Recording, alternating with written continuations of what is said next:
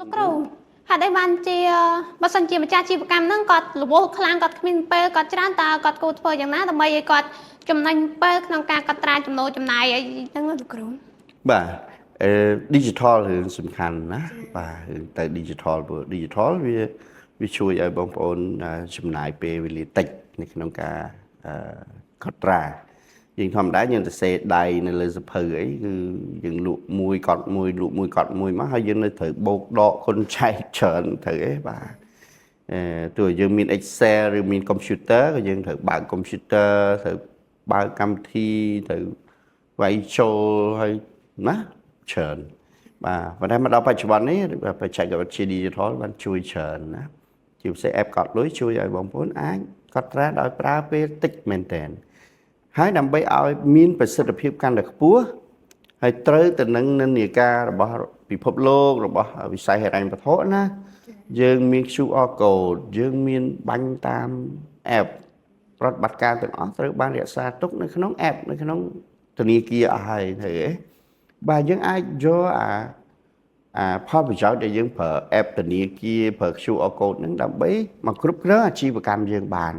កាត់បន្ថយការប្រើប្រាស់សាច់ប្រាក់ណាតែយកលុយពីគេយើងត្រូវកត់ដៃហើយវាអត់មានបាទវាអត់មានអីទេតែយើងលក់ដូរយើងយកលុយច្រើនយើងត្រូវកត់ច្រើនណាកត់ដៃអាហ្នឹង app អីក៏ជួយមិនបានដែរបាទយើងត្រូវ app កត់បញ្ចូលក្នុង app ម្ដងមួយណាប៉ុន្តែបើយើងប្រើ QR code យើងប្រើ app របស់ធនាគារដូច app កត់លុយចឹងងាកឡើងដូច podcast លើកមុនគ្រូមិននិយាយថា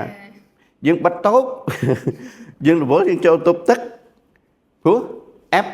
ធនាគារក៏នៅក្នុងទូរស័ព្ទរបស់យើងនឹងស្រាប់ទៅ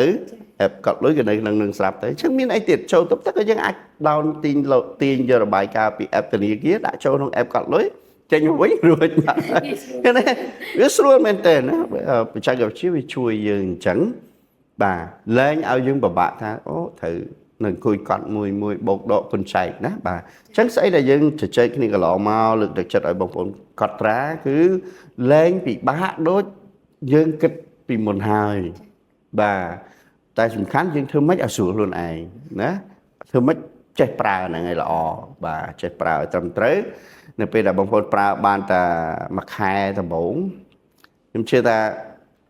អង្គុយចុចដូចបិទភ្នែកចឹងណាចំណូលចំណាយហ្នឹងពេលខ្លះទៅយើងរវល់ពេលរសៀលចឹងទៅអត់បានកត់ចឹងទៅយើងបិទតូបហើយយើងមកដល់ផ្ទះយើងរវល់ធ្វើម្ហូបធ្វើអីហូបចុកហើយចឹងទៅពេលរៀបសម្រាន